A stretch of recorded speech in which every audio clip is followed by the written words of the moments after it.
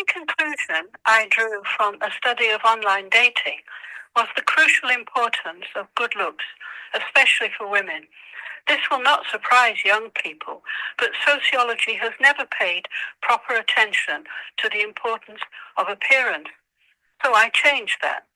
I gave it the label erotic capital, and I regard it as the fourth personal asset, alongside the three personal assets that Bourdieu identified. He called them capital, and he identified three capitals: economic capital, essentially money and land; human or cultural capital, essentially education and training; and then the third one is social capital, who you know instead of what you know. So I treated erotic capital as the fourth personal asset that people can use in just the same way as the other three.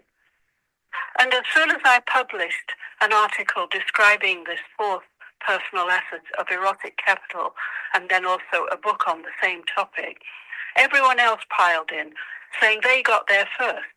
The labels multiplied. A whole pile of different labels were offered. Some of them new and some of them not new.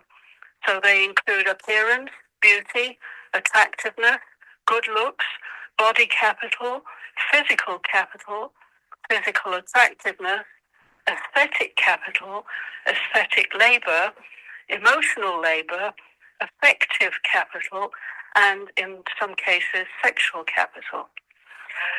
I say that erotic capital is multifaceted. It's a combination of physical and social attractiveness with 6 elements. So the first is facial beauty, very obviously, as you see it in photos. A second one is a good body, which everybody recognizes is important. The third one is fitness and liveliness, as displayed in dancing, sport. The fourth is charm and social skills, a positive personality that makes people enjoy your company and like to meet you. Another one is good dress sense and style, knowing how to present yourself in terms of how you wear, what clothes you wear, and so on. And I would also add sex appeal, the ability to flirt and to make yourself appealing to people. In the first article that I published on this, I included sexual competence, but I now think that I made a mistake in that. You can't include sexual competence. Firstly, because it can't be measured. All the other things can be measured. There's some difficulty about measuring all of them, but you can measure them.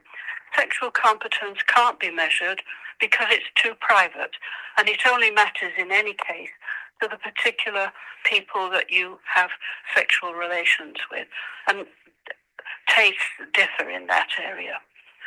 So it's a combination of visual, physical, aesthetic, and social attractiveness to other members of your society in your particular culture. Young people understand the concept easily. Older people often reject the idea out of hand, saying it should not matter because they can't compete, of course.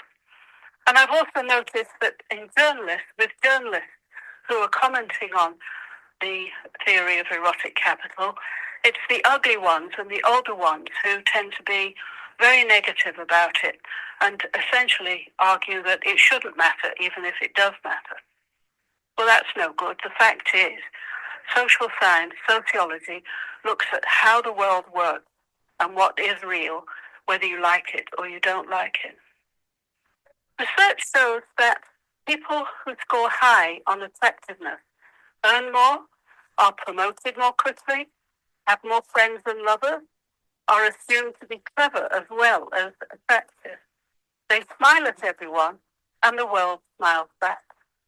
There are 3 reasons why erotic capital matters more today than in the past, and why it's becoming increasingly important and valuable. First, new technology has made everyone visible. Digital photographs on Facebook and newspapers make it possible to see people who remained invisible in the past unless you had met them face to face. The internet expands the use of photographs.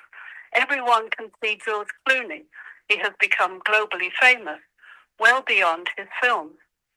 Today, film stars, singers and musicians, writers, even politicians need to be attractive as well as skilled in their profession because their photos will be seen everywhere.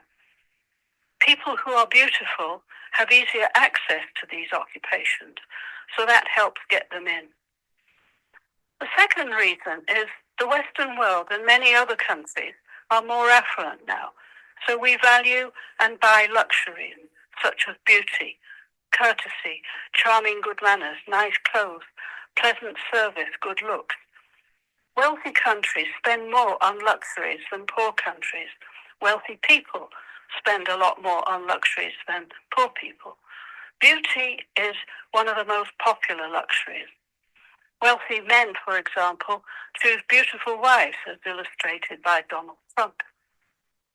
Thirdly, the workplace has changed. So social skills and charm are crucial now in many jobs. The shift from manual and labouring jobs to professional and white-collar work and service sector work makes erotic capital more important because good social relationships and smooth social interaction are crucial in the workplace. Attractive lawyers and salespeople earn more than ugly lawyers and salespeople.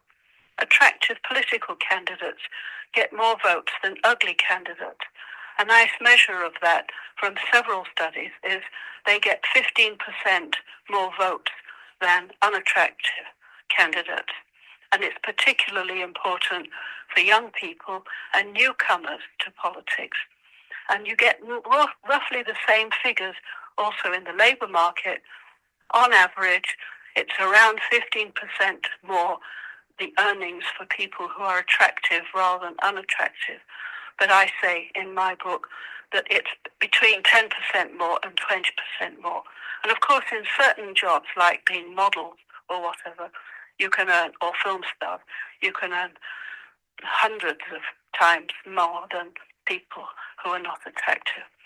So this is an important element that we have to recognize now in the modern world that wasn't as important in the past.